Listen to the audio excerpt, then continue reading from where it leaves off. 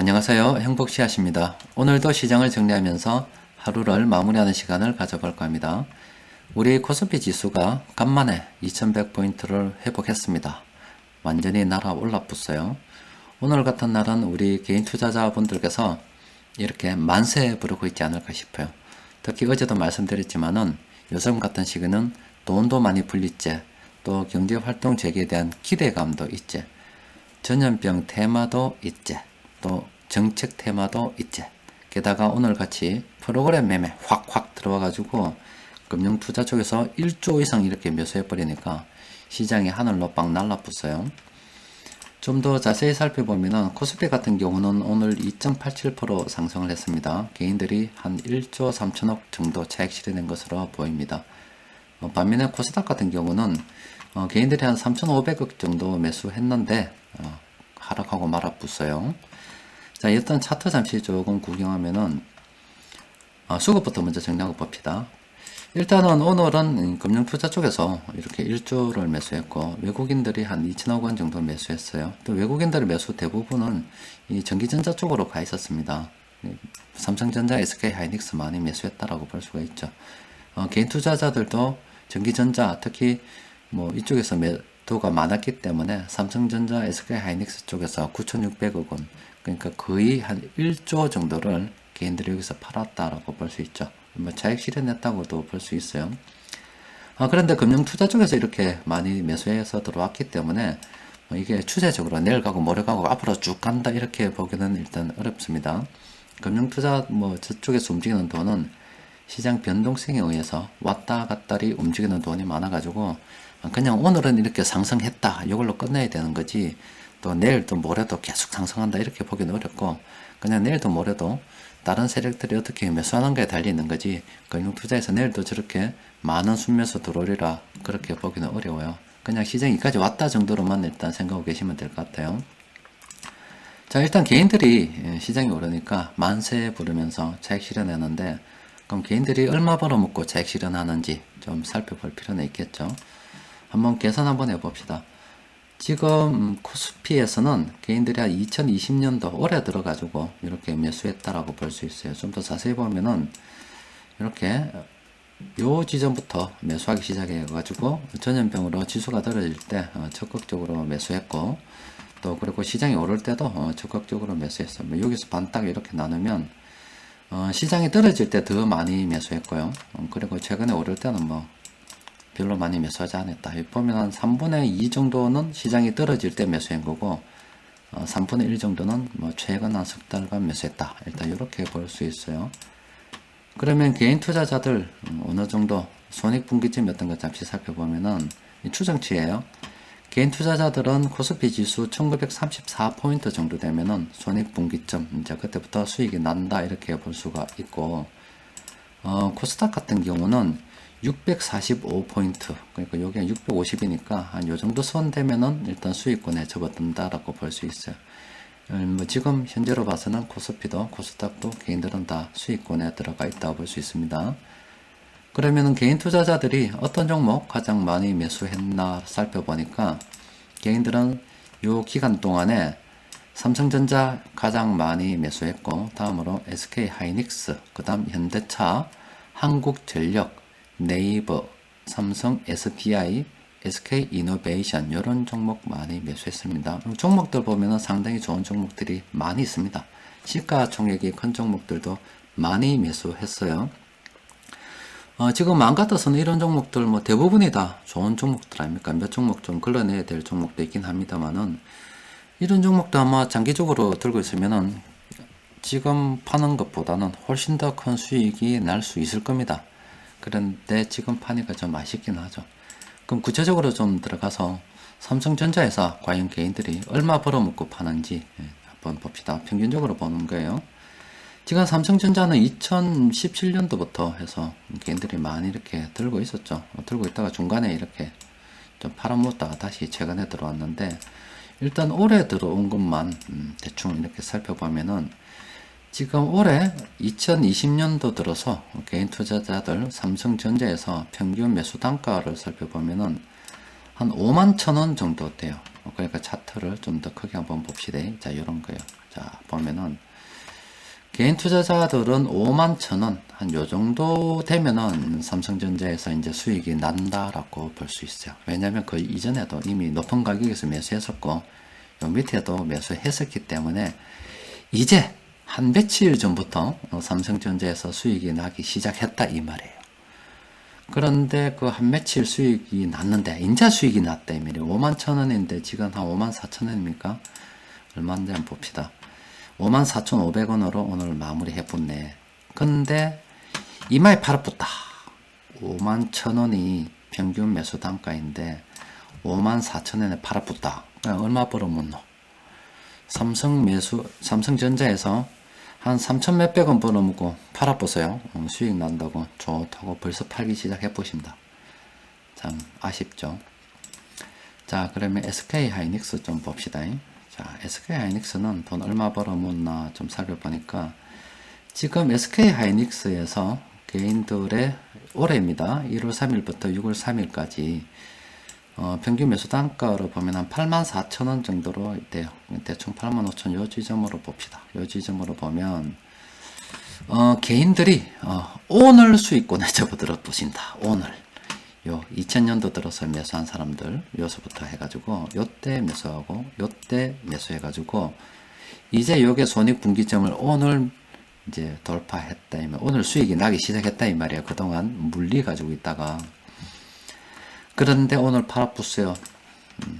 88,000원 700원에 팔아붙어요. 종가가 요런 건데 그럼 얼마 벌어먹노? 84,000원 88,000원 그 중간에 팔아먹어서 몇천원 벌어먹고 SK 하이닉스 팔아보신다. 현대차는 또 우회되나 보자. 자, 현대차는 개인들이 9만 한 3,000원 정도 돼요. 9만 3,000원 정도가 손익분기점이라고 보시면 돼요. 9만 3,000원. 자, 현대차는 요 정도가 손익분기점이라고 보시면 돼요. 한 며칠 전부터 수익이 나기 시작했죠. 자, 들고 있으면 더 수익이 날 수도 있는 상황입니다. 그런데 우째분노 지금 98,000원 딱 되니까 손익분기점 딱 넘어가니까 열심히 팔고 있습니다. 좀 보고 좀 느끼는 게 없습니까? 느끼는 점 좀 있어야 됩니다. 한국전력도 잠시만 좀 봅시다. 한국전력 같은 경우에 개인들의 평균 매수 단가는 이렇습니다. 한 22,000원 정도가 돼요.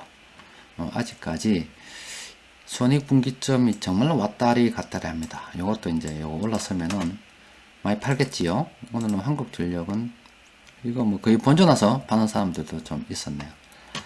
자, 제가 이걸 통해서 여러분들께 말씀드리고 싶은 건 뭐냐면 지금 이 개인 투자자들이 이 기간 동안에 지금 코스피가 올해 들어서 2020년 1월 3일부터 6월 30일까지 이 정말로 한국을 대표하는 네노라는 종목들 다 사붙잖아요. 삼성전자, SK 하이닉스, 현대차, 한국전력, 뭐 네이버, SK 이노베이션 쭉 가서 포스코도 있고 엄청 많잖아요. 이런 종목들이 한국을 대표하는 종목들이라고 볼 수가 있습니다. 이렇게 좋은 종목을 매수해 갔고요. 우째뿐나 몇천원 벌어먹고 팔기 시작하는 사람들이 벌써 생기부십니다. 그래서 오늘은 1조 3,181억 원을 팔아붙어요. 그 중에서도 전기전자에서 9,619억 원을 팔아붙다 이 말이에요. 이게 무슨 일이고 이게 무슨 일이고 위험을 무릅쓰고 샀잖아요. 이 주식 손해볼 각오하고 샀다니까. 저 떨어질 때 떨어지는 칼날 잡지 마라 했는데도 잡았거든. 과감하게 손에 피 질질 흘리면서 그동안 손해보고 들고 있었다 이 말이에요. 근데 쭉 오르니까 벌써 간질간질해가 팔아먹기 시작한다 이 말이죠. 그 한국을 대표하는 종목들 싼 가격에 잘 매수해서 들고 있으면은 앞으로 만약에 정말로 돈이 많이 풀렸잖아요. 돈이 많이 풀려가지고 돈의 가치가 점점 떨어지면은 왜 한국을 대표하는 종목들이 오르지 않겠습니까? 오르면은 더 큰 수익을 낼 수 있음에도 불구하고 푼돈에 만족하는 개인들이 벌써부터 생겨나기 시작했다는 점이 참 안타까워서 이런 걸 좀 살펴보는 겁니다. 오늘은 뭐 여러분들께 시장에 특별한 이슈가 없어요.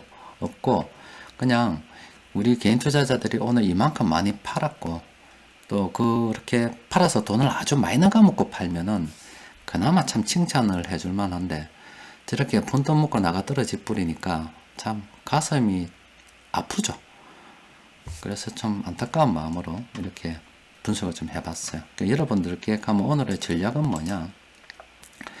일단은 시장이 이제 좀 오릅니다. 오르는데 이게 언제까지 오를지는 모릅니다. 최근에 계속 말씀드렸다시피 이 전염병이 아직 완전히 지금 잡히지 않았습니다. 다시 한번 잡혀보면은 지금 우리나라 같은 경우도 이래요. 이 전염병이 좀 잡혀가는가 싶더니 다시 지금 확산이 계속 되고 있습니다. 지금 줄어들지가 않고 있어요. 여름이 다가오는데도 줄어들지 않고 있어요. 또 그리고 우리나라뿐만이 아니라 지금 좀 더 가장 많이 걸린 미국도 이래 보면은 엄청납니다. 이 전염병이 확산이 완전히 잡힌 것도 아니고 엄청난 상태로 지금 진행 중입니다. 브라질 같은 경우도 지금 엄청나잖아요. 그죠? 또 러시아도 아직 많은 사람들이 이 전염병에 감염이 돼 가지고 허덕이고 있는 중입니다. 지금 경제활동 재개에 대한 기대감으로 오른다 하더라도 사실 말 그대로 정말로 기대감일 뿐입니다. 그래서 앞으로 또 시장이 조정이 될 수도 있다 이 말이에요.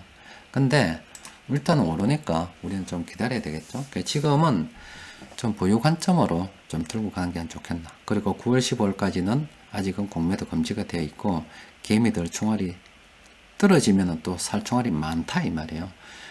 그래서 뭐 신규 매수는 지금이 와서 조금 조심해야 되지 않겠나 싶기도 하고, 그때 뭐 1900포인트 외국인들이 좀 들어올 때 우리가 주식 투자 그렇게 이야기한다 아닙니까? 무릎에 사서 어깨에 팔아라고 이렇게 많이 들었다 아닙니까? 그죠? 이렇게 오르다가 떨어졌다가 뭐 오르다가 떨어졌다 하면은 맨날 하는 게 그거잖아요.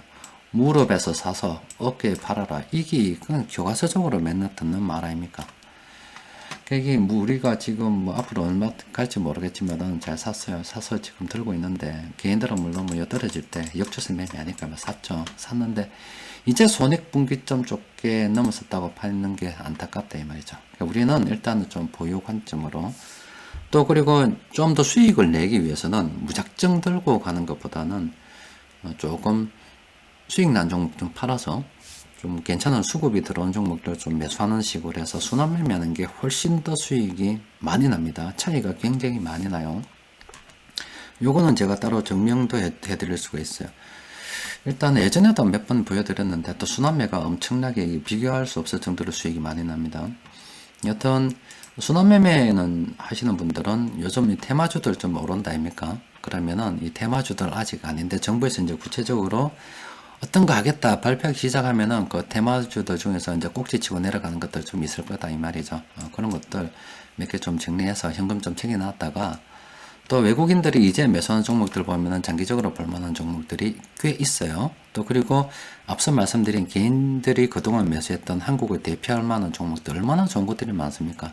자, 그런 것들 다시 이렇게 추가 매수하는 쪽으로 계획을 잡으면 되겠죠. 일단은 신규 매수는 단기적으로는 좀 그렇고, 그리고 그래도 꼭 내가 좀 사봐야 되겠다 싶은 사람들이 있을 거 아닙니까? 이제 그런 분들을 위해서 잠시 오늘 시장에서 큰돈 굴리는 세력들이 매수한 종목들을 정리해보면 이런 종목들 23종목이 있더라고요.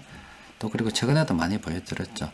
이 중에서 아무 종목을 매수하는 게 아니고 쭉 보면은 시가총액이 큰 종목이 있을 겁니다. 여러 잘 살펴보면. 물론 장기적인 관점에서 말씀드리는 거예요. 이 시가총액이 큰 종목들은 단기적으로 보는 게 아니고 장기적 관점에서 현금이 좀 여유롭다, 아직은 내 현금 좀 있다 싶으면 이 중에서 시가총액이 큰 재무 상태가 양호하고 현금 흐름이 좋은 종목들을 좀 긍정적으로 검토해 봐도 되지 않겠나 싶습니다. 자, 아무쪼록 우리 시장이 이렇게 간만에 상승을 했습니다. 아무래도 하락하는 것보다 좀 낫죠. 그리고 그동안 뭐 이게 끝이지는 않죠.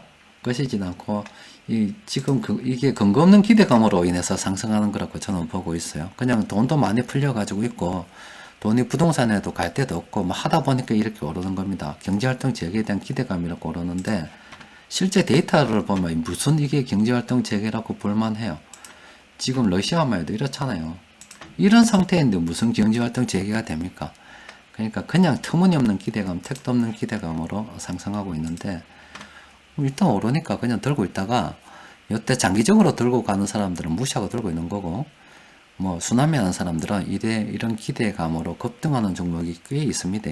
그런 종목들 하나하나 따박따박 돈 차익 실행시키고, 뭐 그 돈 그대로 들고 있어도 되고, 현금화 시켜서 들고 있어도 되고, 아니면 외국인들이 최근에 지금 바닥권에서 매수하는 종목도 엄청 많아요. 어제도 말씀드렸듯이 또 오늘 보여드린 종목들처럼 시가총액이 큰데 바닥권을 통과하는 종목들이 굉장히 많이 있다고요.